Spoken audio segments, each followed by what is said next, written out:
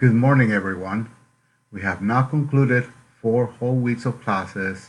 In an 8-week course, this is the equivalent of half of the course or 2 months of the class in a regular semester. Hope you're having a good weekend. Here we go on to week 5. Here are some items for you to be aware of for this week.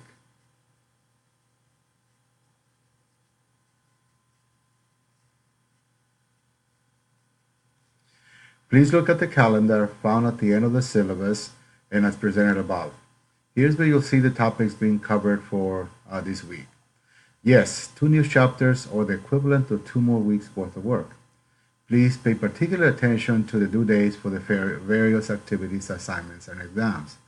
You can also find reminders for when assignments are due on the calendar of Blackboard. Here's a summary of what's coming due this week. Cultural Geography News Discussion number 3 will be available on Wednesday, May 1st, and is due Friday, May 3rd by 11:59 p.m. Cultural Geography Special Topic Discussion number 3 will be available Thursday, May 2nd, and is due on Saturday, May 4th by 11:59 p.m. While most students have submitted map quiz number 2 that will due Friday night, but 6 of you have not done so.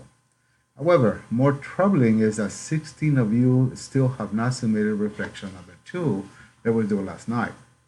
I will be grading those between tonight and tomorrow.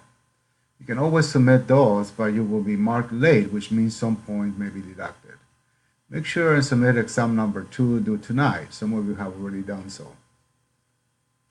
Please read the instructions carefully for all of the assignments. Many of you continue to lose points due to not referencing the materials required to be used in class. That is, your textbook, the lecture notes, the PowerPoints, and the videos. If no explicit reference of the materials are made, you are indicating that you're not using these materials. In an online class, you have the entire internet at your disposal, and you may simply Google the information.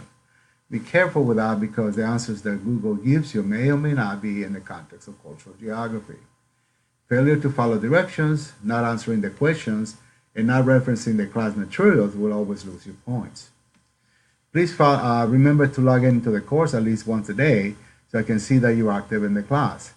Logging into the course is how I take attendance in an online course, and it tells me whether you're active in the class or not. Unfortunately, I have dropped more students who are active in class, who are not active in the class.